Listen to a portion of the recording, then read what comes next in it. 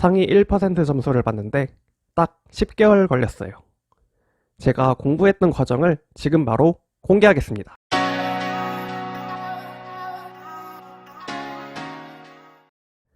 안녕하세요. 람람입니다. 지난 영상에서 강가에 앉아 엄청 노력해서 약학대학 입학시험에 합격했다고 이야기했었는데요. 오늘은 제가 합격을 위해 노력했던 이야기를 해볼까 해요. 결과부터 이야기하면 성적은 100분위 점수로 15,500명 정도 실제 시험을 봤고 그 중에서 166등을 했어요. 군생활 2년의 공백 후에 재도전해서 상위 1% 점수를 받는데 딱 10개월 걸렸어요. 제가 공부했던 과정을 지금 바로 공개하겠습니다. 피트 시험에 재도전하려고 마음먹고 군대 말차 휴가를 나왔어요. 제가 합격하려면 어떤 걸 해결해야 될까 곰곰이 생각했어요. 노력도 노력이지만 노력할 수 있는 환경이 가장 중요하다고 생각해서 제가 생각했을 때 가장 유명한 피트 입시학원을 가기로 마음먹었습니다. 강남에 있는 학원이에요. 혼자 인강 들으면서 공부할 수도 있긴 한데 집에선 절대 제대로 공부 못할 것 같았어요. 그리고 공부 방법을 어떻게 해야 할지 감도 안 잡히고 도움을 받고 싶었어요. 제가 집안 형편이 넉넉하진 못해서 최대한 생활비를 줄여야 했는데 가장 큰 문제는 월세였어요. 강남의 쪽방 월세가 보증금 1000에 80부터였거든요. 알아보다가 신림동 고시촌에 보증금 50에 월세 25만원짜리 딱 잠만 잘 수 있는 방이 있다는 걸 알아뒀죠. 방이 저 하나 다리 살짝 굽히고 누우면 꽉 찰 만큼 좁았고 치안이 좋지 않을 것 같았는데 그건 어쩔 수 없었어요. 저한텐 그런 환경마저 감사했어요. 학원비는 6개월 단위로 한꺼번에 결제하면 할인해주고 원내 모의고사에서 몇 점 이상 맞으면 6개월치 학원비를 감면해준다는 사실도 알아뒀어요. 그렇게 말차 휴가 동안 서울로 혼자 올라가서 반 계약하고 11월부터 시작하는 반으로 학원 등록을 했어요. 저는 지방에 살고 있어서 서울 지하철을 타본 적도 없고 월세방 계약도 안 해봤는데 무작정 가서 혼자 어떻게든 해결했던 기억이 나네요. 제가 군대에 있을 땐 생활 패턴이 6시 기상, 10시 취침이었거든요. 학원에서 10시 반까지 수업을 듣고 자습을 하는데 여간 피곤한 게 아니더라고요. 저도 모르게 막 눈은 뒤집어 까지면서 졸고 있고 학원 교수님한테 첫째부터 졸고 앉았다고 혼났어요. 수업을 듣는 모든 것을 그날 복습하고 그날 암기까지 다 하려고 노력했어요. 못하면 그 다음날까지는 꼭 하려고 했죠. 월세방에서 학원까지 대중교통으로 1시간 정도 걸렸는데 그 시간 동안 복습 강의를 2배속으로 들으면서 집으로 돌아왔었어요. 그렇게 하니까 이해가 안 갔던 부분들을 이해하는데 도움이 됐었어요. 친구도 없이 혼자 공부했었고 여기선 친구를 사귀지 않겠다고 마음먹었어요. 모든 환경을 공부에 포커스를 맞추고 싶었어요. 친구가 없으면 책상에 앉아 한 글자라도 더 보지 않을까 생각이 들었거든요. 그리고 공부하는 동안엔 휴대폰 같은 건 가방 속에 넣어놓고 절대 꺼내지 않았어요. 쉬는 시간에도 화장실 안 가고 점심시간, 저녁시간에만 갔던 것 같아요.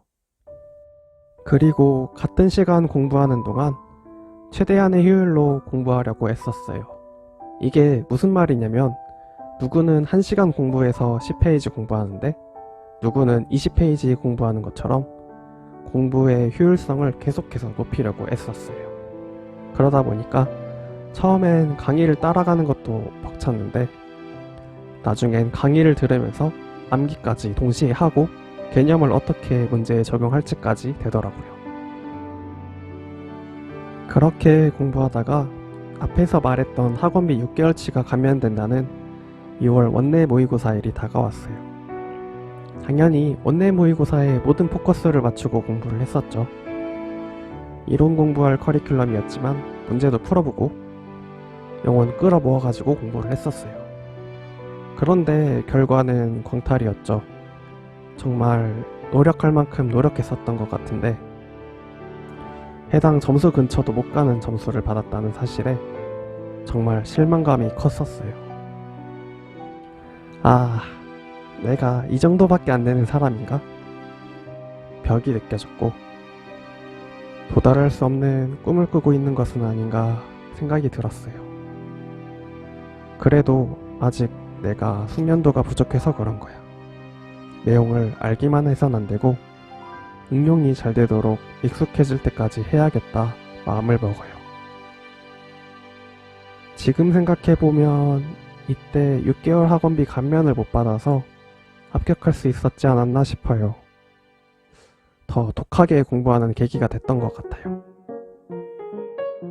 그렇게 공부하다 보니 5월 전국 모의고사 날이 왔고 모의고사에 모든 포커스를 맞춰서 공부를 했어요. 많은 사람들이 모의고사는 평소 실력으로 보는 거다 라고 많이 하는데 저는 생각이 달라요. 모의고사는 실력을 쌓아서 보는 거예요. 모의고사에서 좋은 점수를 받기 위해 평소보다 더 노력할 거고 그 과정에서 실력이 늘어나요. 5월 모의고사에서 생물 99%를 받고 나머지 과목도 괜찮은 성적을 받았어요.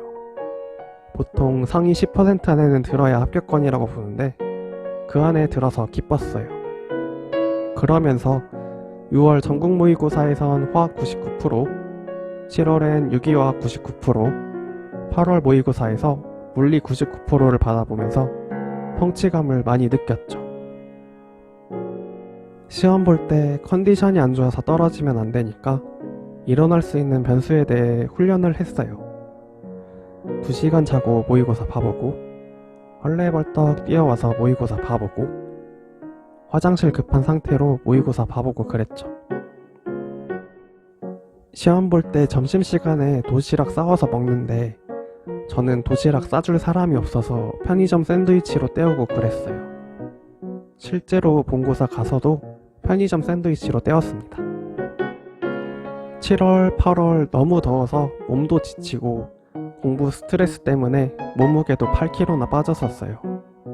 밥을 먹어도 소화도 잘 안 되고 토하는 경우도 있고 그 정도로 몸이 안 좋았었는데 모의고사는 또 잘 봐요, 이상하게. 8월 24일이 본고사 날이었는데 슬럼프에 빠져서 8월 초부터 중순까지 학원도 잘 안 나가고 그랬어요. 사실 혼자 다니면서 혼자 밥 먹고 공부만 하다가 집에 가면 쪽방에서 쭈그려 잔다는 게 정신적으로나 육체적으로 쉬운 일은 아니잖아요. 그래도 이 정도는 별거 아니지. 남들도 다 하는 거잖아.